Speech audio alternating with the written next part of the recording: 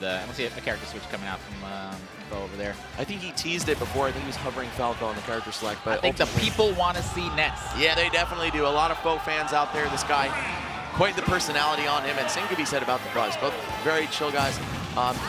Most certainly not I'm hip, but FOW's a pretty hip guy, I gotta say. It's pretty hip, man. All right. Still wearing that Team Zero hat. Okay, and we're gonna have a relatively even scramble in the beginning of this match. Dabuz sniping from cross stage with auto reticle. FOW just trying to get some kind of opening himself here. The trades still gonna be Dabuz coming out on top of that exchange. So patient, even in the corner, no rush to get to the center of the stage. Yeah, this is, I think for this first match, at least, we're going to see a little bit of both players kind of feeling each other out. But I think now that we move again into best of 5 sets, we're probably going to see that a lot for these first matches. Because we have some time. You have some time to play with, you know? You can do whatever you want in the first match, really. And Dabuz showing some great prowess at escaping the PK fire from Ness, which is actually, you know, it seems like it might be a little bit better in this game, but no, it's still just as inconsistent as ever. You can mash the opposite direction and get out of it very easily. There we go, though, closing out the first stock with an up air. Dabuz just gonna hold on to his shield there. Not gonna push his luck. You know, you're being above Ness. You don't want to drop. God forbid you drop shield against. Oh, I love the coverage, though, not letting FOW back down to the ground easily. And he went for up smash. So surprised. Probably just didn't have the time to get over there, turn around, and down smash all in one shot. Difficult execution for sure, especially if you play tilt stick. I'm not sure what FOW's control scheme is, but safe assumption that that's what it is. Dabuz trying to space out these short hop back airs. This is what you're talking about. I see. Okay, no. so basically doing the same exact thing with the up smash. Did Dabuz try to tech and get an air dodge there? Is that what happened? I think that he just didn't have a jump. He used his jump, got hit by up and couldn't do anything afterwards, man. Yeah, I was gonna say I don't think Dabuz would have tried to tech in that situation. Whoa, PK flash, hold up, FOW. Using his whole spell book here, using all his side power, basically out of MP at this point. Yeah, like I was going to say, yeah, Dabuz trying to space out the short hop back airs. If you don't already know, back air does have some invuln on the shield, along with Palutena's dash attack. Yep, just shuts off hitboxes from contending moves. We're seeing Dabuz keep it rolling. I love the down tilt there at the edge. A lot of people will do a panic directional air dodge to try to grab on, and her down tilt is great for that, great for 2 framing. Oh, and he goes for Nair. Could have just hedged his bets and gone for the counter. That would have certainly wiped FOW off the board. Yeah, I'm surprised, man. In any case, I mean, you know, in fairness, most Palutena players, character off stage, falling Nair. Right, yeah. And most Palutena players also generally not frequently using that counter. Is he going to do it there? Yes, yep. Here we go. Dabuz putting on a clinic on how to edgeguard Ness right now, both properly and improperly. Gotta show all the options. Yeah, here's what you don't do. But actually, that falling Nair probably works quite well. Just wasn't suited for the situation he found himself in before, of course. Oh, no tech on the platform. That's going to be a Nair and a Rar Bear to follow. Dabuz still making big plays. Might be it, dude. Oh, yep. Doesn't have the time. Deep right there. Oh, wow. Just smothering FOW, bashing him in the face of the shield. Was that necessary, though? Could he have made it back? Maybe if he like bounced off the stage, well, that could have been his last hope. And of course, FOW, such a tricky player, knows everything about Ness that there is to know. Yeah, I guess for Dabuz, you can never be too sure. Yeah. Taking game number 1 here. Do everything in your power to ensure the victory. I like the rationale there. Thought for sure we'd see a counter, though. He has no fear at all. Just come down there with that back air. Does have invuln again, though. All right, here we are going into the second game. Dabuz up 1. He is the favorite to win the set, but not by a huge margin or anything. FOW, when he was very active in Smash 4, was one of the best players out there. D1 was telling me that FOW has not lost any events in his local scene. Oh, yeah, so well, that's very interesting. And Vegas has definitely come into their own as a region. They've always been pretty strong, but just gradually growing stronger throughout the years. Now that they've got their top dog back, that's also super cool for them. Good first 15 seconds for Dabuz here. Just about as good as it gets. 0 damage taken. And building 80 and counting here onto FOW. Looking like maybe a bit of a rough matchup for Ness. Falling fair, not able to get much on shield. He was pretty close to you. I thought that was completely misspaced, but just all this range that Palutena has, the ability to negate Ness's hitboxes. Of course, a character who loves jumping in on you and pressuring you with those aerials. Then you've got a reflector for stray PK fires. Oh, sorry, good. God, I was going to say I love Dabuz. Dabuz makes up his recovery, sometimes going for that high teleport. Because you know most people expect the Palutena to fall, drift past the edge and up upwards. But Dabuz not afraid to, you know, especially Smash build, that middle platform that doesn't move in hazardless. Yeah, I feel like people have some pretty mixed opinions about that one, but overall, you know, if there's one thing that can be said objectively, it's that it makes the stage more consistent, less variables in play. We're seeing Dabuz make just fine use of it, despite this being FOW's counterpick. Yeah, I mean, that's what it is. You just want to be underneath the middle platform. That just kind of limits your opponent's approach options. And it makes it much, much harder for you. I mean, that's the definition of stage control right there. Ooh, Dabuz just a little bit too late on that second down tilt by the edge. Trying to keep harassing FOW off the level here. Oh, and even still had enough time to find that forward air. Oh. Wow, was he, I guess maybe he was waiting for a land on stage. Thought maybe FOW was going to mix up his recovery and go straight for the stage instead of the edge. But I feel like Dabuz knew that FOW wasn't going to hit the edge there, and he tried to just aim high. Oh, jumping a little bit too high for that down tilt confirm.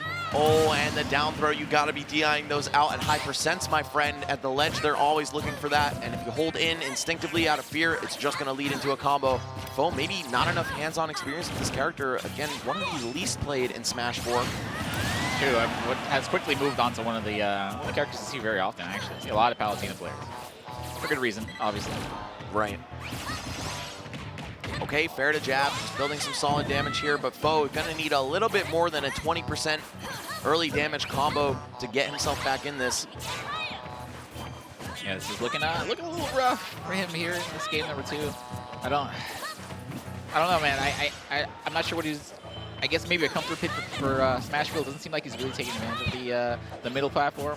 I thought he was just gonna stay under there and throw some PK fires, make Buzz approach him, but he's being a little aggressive here and he's already down. He's down stock. So yeah, I feel like PK Fire just not the conventional zoning projectile that you'd be looking for either. So just not sure if the stage choice is paying off much for him. Palutena, on the other hand, seems great here. You've got Auto Reticle, you've got Explosive Flame, you've got an up smash that reaches through, and a great set of aerials to complement it.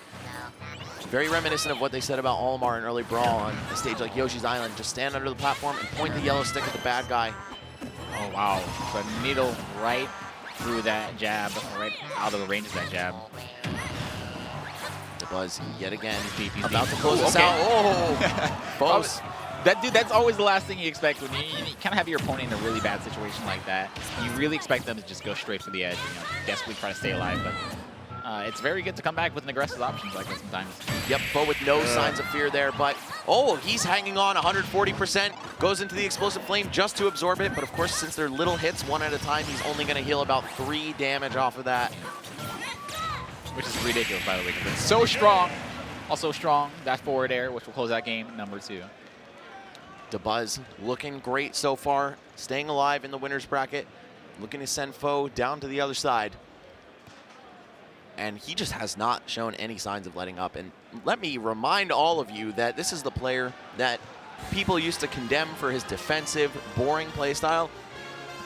I think I've been seeing this man on the chase more often than not in this game. Yeah, especially because Palutena is not really a character who can just play that walling style so much as Rosalina could. Of course, she's got her back air, she's got Auto Reticle, she's got Explosive Flame, but she gets a lot off of that up-close mix-up game. Am I going to grab? Am I going to jab? Or use one of my great tilts?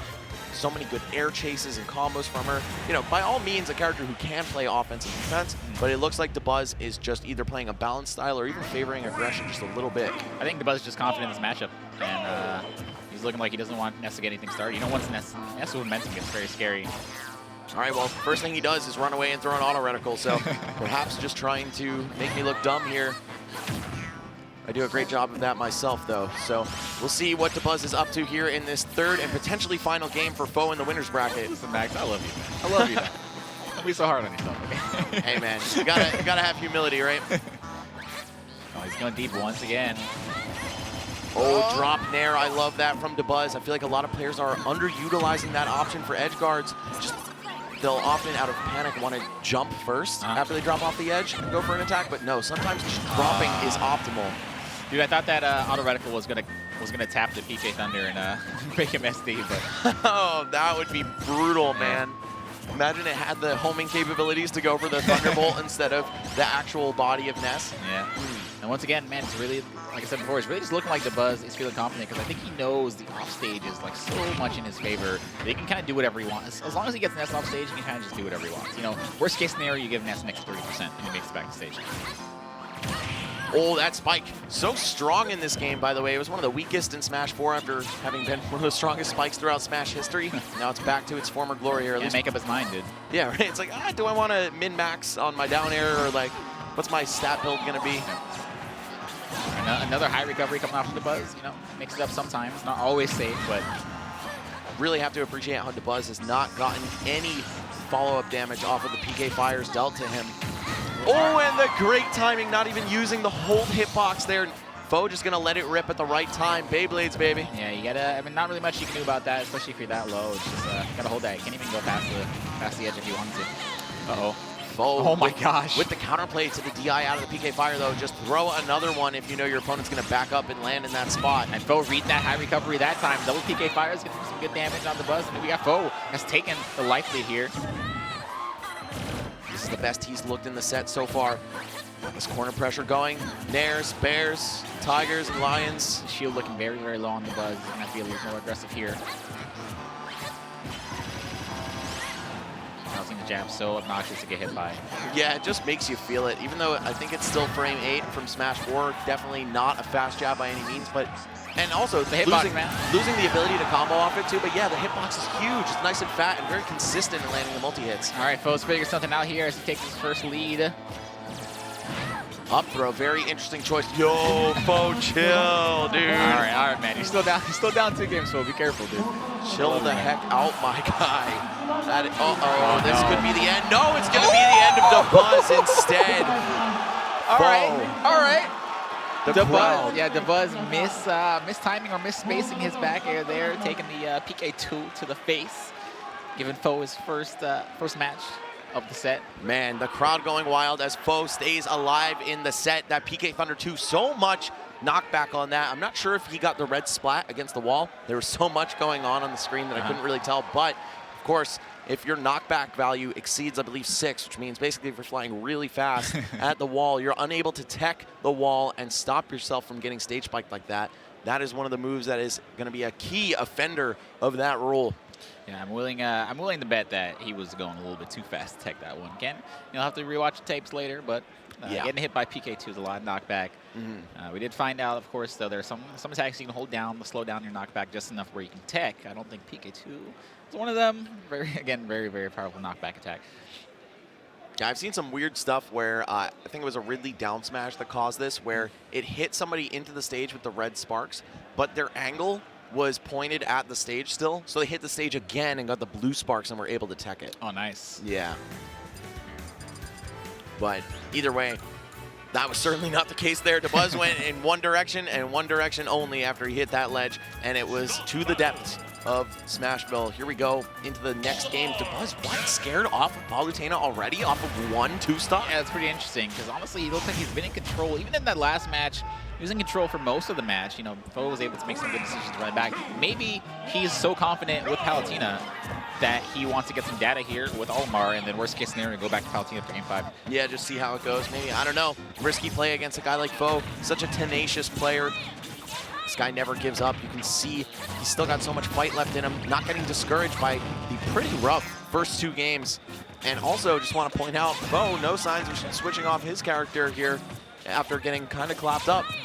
Now, I'm sure he wants his data on this Olimar. Also, this is actually good for FOW. This is winner's side, so you know if you have to play an Olimar and losers, you get a little bit of practice against the best, one of the best Olimars in the world. So. Very true. I'd say safe to call him. Oh wait, shoot don't exist. Sorry Dabuz.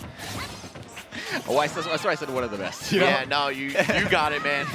I'm behind the curve here. I just keep it safe at all times. that's a very good technique. Either way, yeah, still going to pop out of these PK fires, but FOW has adapted his follow-up game as such, knowing that Dabuz is most likely going to drift out horizontally, then probably jump right after it. Oh, and a red Pikmin, excellent choice right into the PK fire pillar. He's not going to care about that PK fire at all. Up smash out of shield, does not care about anything touching him up close. As long as you're blocking, you're probably getting a huge punish off of that, and at low percents even, you can get some crazy conversions. Olimar at 76 is an extremely light character though, so he is nearing that KO percent, so not too far behind here. Cool, love that from FOW, sending the Pikmin right back at Dabuz. Getting a lot of damage from that red Pikmin. Get fire, yep, Dabuz gonna fall out, but FOW all over him, and he actually picks up the KO there. Forward air, deep out into the right side of the stage. So I was talking about, man, you gotta be super, super careful off stage. Olimar extremely light, so FOW has a lot of options to kind of bully him off stage. We're seeing Dabuz pressure this platform in expert fashion. Got a lineup including a purple Pikmin, which is great for keeping opponents at bay. FOW, though, just gonna knock it out of the park, literally. A little slow game here. FOW trying to find his way in. 75% doesn't want to take too much damage from these Pikmin. FOW with these great side magnets to keep himself close to the ground out of a double jump, keep the pressure going. Get under, yeah, forced into doing it. Could have directional air dodge up, but that does leave you vulnerable, and Dabuz isn't catching him with that with Palutena, so he doesn't want to take the risk of getting caught against Olimar either. What is the play here? How do we make it safely back to stage? Oh, all right. Dabuz a little bit too early on that downer spike. That was a brave challenge. If you got hit with that PK Thunder 2, you may have died even from cross stage. 42%. I feel like there's a couple situations where honestly, if FOW just held down to go past the edge with his PK Thunder, he can punish Dabuz trying to.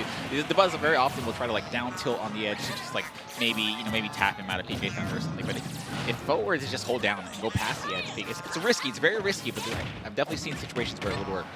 Yeah, you can definitely catch somebody slipping with that if they're a bit too preemptive with their edge guard attempts, their two-frame attempts.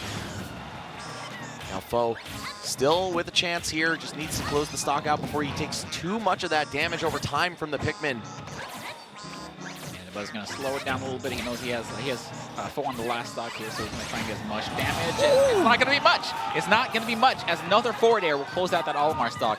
Olimar off stage is it's not, I don't want to say it's predictable, but you know he's going to try to throw his Pikmin before he uses his up B because he wants to have as much up B distance as possible. Exactly, and FOW dipping low before using his slow rising second jump with the very active forward air, just a huge mass of active hitboxes, very difficult to come back from, especially when you have no hitbox on your own recovery. But Dabuz looks like he's just fine in this scenario. 112, 131%, 132% lead. 0 damage on Dabuz right now. This is up re-grab. Oh. You can sense the desperation from FOW using PK Flash off the edge. Dude. That is truly an emergency tactic. He used every single thing in his arsenal to get back to that stage without getting punished for that re-grab. 144 though, finally getting 9% on Dabuz, but it's not gonna matter as Dabuz will take it. 3-1 over FOW. He fought his heart out, man. He fought his heart